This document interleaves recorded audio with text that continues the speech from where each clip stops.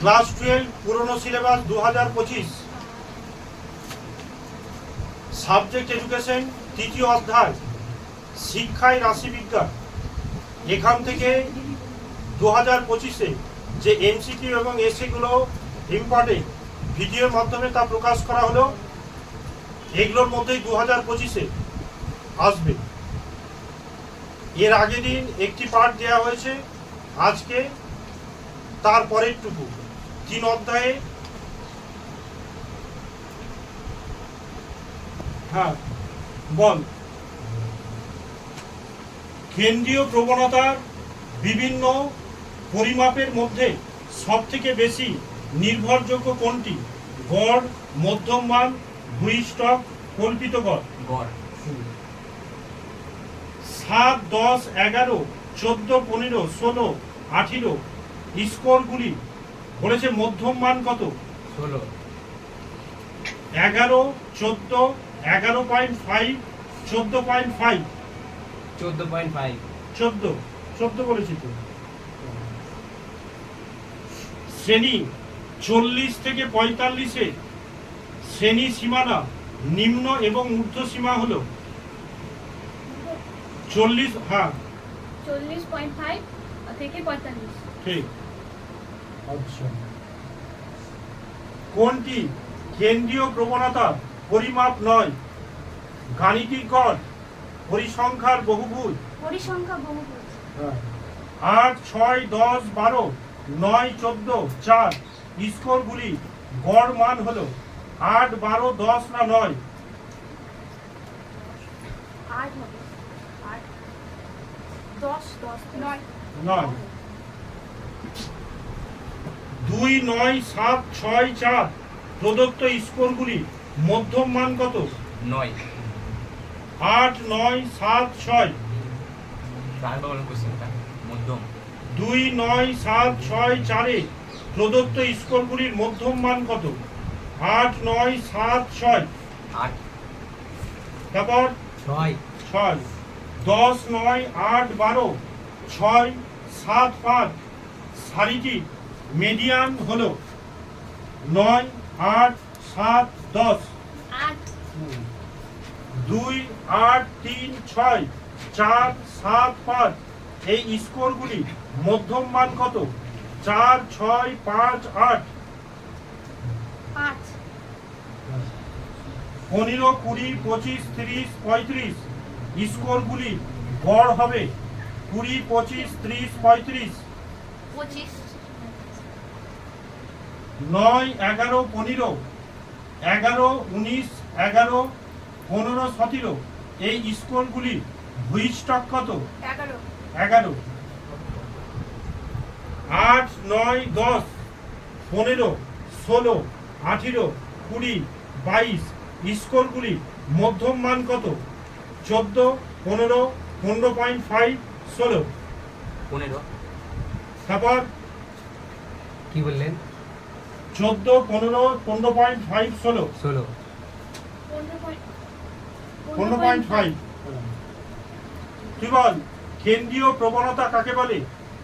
কেন্দ্রীয় প্রবণতার অর্থ কেন্দ্রের দিকে যাওয়ার ঝোঁক। এটি সমস্ত স্কোরগুলির প্রতিনিধিত্ব করে।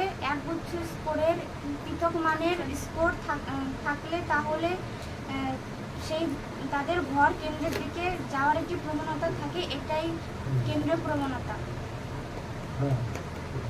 কল্পিত গড় কি? কল্পিত গড় যে স্কোরগুলিকে গড় হিসেবে ধরে নেওয়া হয়, যে স্কোরগুলি রাশি মানকে গড় হিসেবে ধরে নেওয়া হয় তাকে কল্পিত গড় বলে।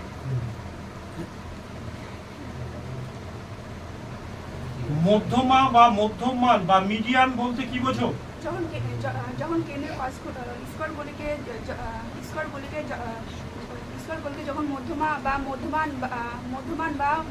বা মিডিয়ান হিসেবে ধরে নেওয়া হয় এবং সেই স্কোরগুলি এমন একটি বিন্দু থাকে যেখানে উপরে এবং নিচে 50% রাশি থাকে এবং একটি অংশে অন্তর্গত রাশির মান একটি অংশে অন্তর্গত রাশির মান মধ্যমান থেকে কম হবে, আবার অপর অংশে রাশির মান মধ্যমান থেকে বেশি হবে। ভূইষ্ঠক নির্ণয়ের সহজ সূত্রটি কি? ভূইষ্ঠক নির্ণয়ের সহজ সূত্রটি হলো m ইজ ইকুয়াল টু তারপর ভূইষ্ঠক নির্ণয় সহজ সূত্র ভূইষ্ঠক সমান তিন গুণিত মধ্যমান এবং 3 গুণিত মধ্যমান বিয়োগ 2 গুণিত গড়। গড়ের মাধ্যমে কি জানা যায়? কোনো রাশি সমজাতীয় একাধিক বৈশিষ্ট্য জানা যায়। 5, 8, 4, 12, 6, 7, 10 রাশিমালার মধ্যম মান নির্ণয় করো।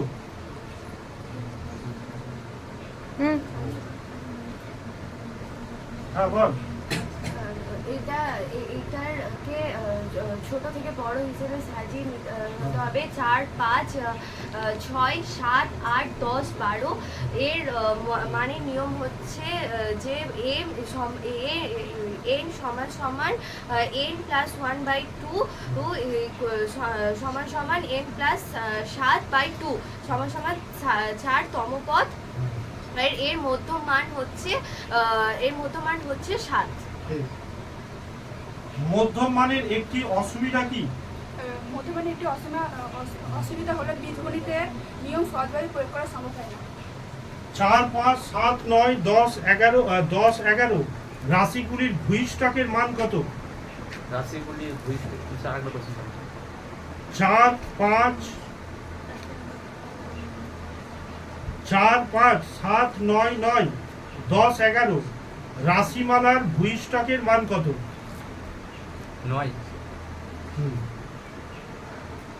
কোন বন্টনের গড় সমান 25 মোট সমান 24.5 এই বন্টনের মধ্যম মান নির্ণয় করো।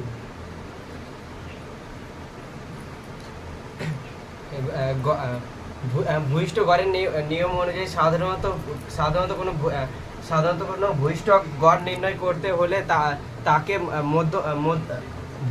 ভূইষ্ঠক সমান সমান গুণিত 3 গুণিত মধ্যমান -2 গুণিত গড় এই সূত্র প্রয়োগ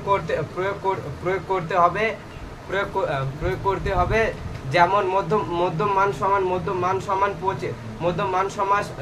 25 এবং ভূইষ্ঠক হচ্ছে এখানে 24.5 তো সমান সমান মধ্যম মান হবে 50 এবং প্লাস ভূইষ্ঠক মান হবে 74.5 এবং এটাকে গাণিতিক রূপে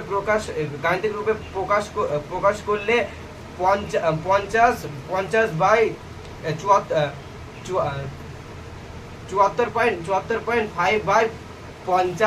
মান 50 গড় মান বেরোবে।